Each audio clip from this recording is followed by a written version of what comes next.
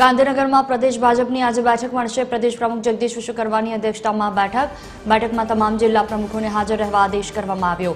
ભાજપના આગામી કાર્યક્રમોની રૂપરેખા તૈયાર કરવામાં આવશે।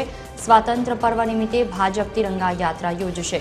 તિરંગા યાત્રાની રૂપરેખા માટે ભાજપની બેઠકમાં ચર્ચા કરવામાં આવી।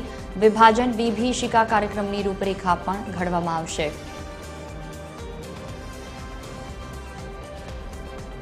Associate editor Arun Shah phone line પર જોડાયા મારી સાથે। જે અરુણ, જે રીતે તિરંગા યાત્રાની રૂપરેખાથી લઈ અલગ અલગ બાબતોને લઈ જિલ્લા પ્રમુખોને અવગત કરવામાં આવશે, શું વિગતો?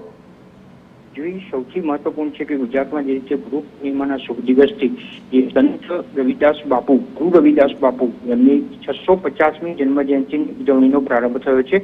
અમદાવાદથી તેનો પ્રારંભ થયો છે। સમગ્ર દેશવ્યાપી આ જન્મજયંતિની ઉજવણી થઈ છે। તેના ભાગરૂપે સમગ્ર ગુજરાતમાં પણ આ 650મી સંત ગુરુ રવિદાસ બાપુજીની જે રીતે જન્મજયંતિની ઉજવણી થવાની છે તેનો રાજ્યવ્યાપી કાર્યક્રમના ભાગરૂપે તમામ જિલ્લાના પ્રમુખોની ઉપસ્થિતિમાં અને પ્રદેશ અધ્યક્ષ જગદીશ વિશ્વકર્માના અધ્યક્ષસ્થાને આ સમગ્ર બેઠકનું આયોજન આજે ભાજપ પ્રદેશ કાર્યાલય કમલમ ખાતે કરવામાં આવ્યું છે। તેના મુખ્ય વિષયની તેની વર્ગીકરણ અને તેના કામકાજ અંગે જન્મજયંતિની ઉજવણી કેવી રીતે કરવી તેના સંદર્ભના અને ખાસ કરીને સમગ્ર રાજ્યમાં કળશ યાત્રા જે કાઢવાની છે ધાર્મિક સ્થળે તેનું સમાપન કરવામાં આવશે તે પ્રમાણેના સમગ્ર આયોજનની ચર્ચા જોઈએ તો 15મી ઓગસ્ટ સ્વાતંત્ર્ય પર્વની ઉજવણી સમગ્ર રાજ્યમાં જે રીતે કરવામાં આવશે ત્યારે જિલ્લાવાર આયોજન તદુપરાંત વિધાનસભાનું જે ટૂંકું ચોમાસું સત્ર યોજવામાં આવશે તેના સંદર્ભમાં રાજકીય ચર્ચા કયા મુદ્દા પ્રાથમિકતા આવી શકાય અને કયા મુદ્દાને રજૂ કરવી અને ગૃહમાં પોતાનો અવાજ રજૂ કરવો તેના સંદર્ભોમાં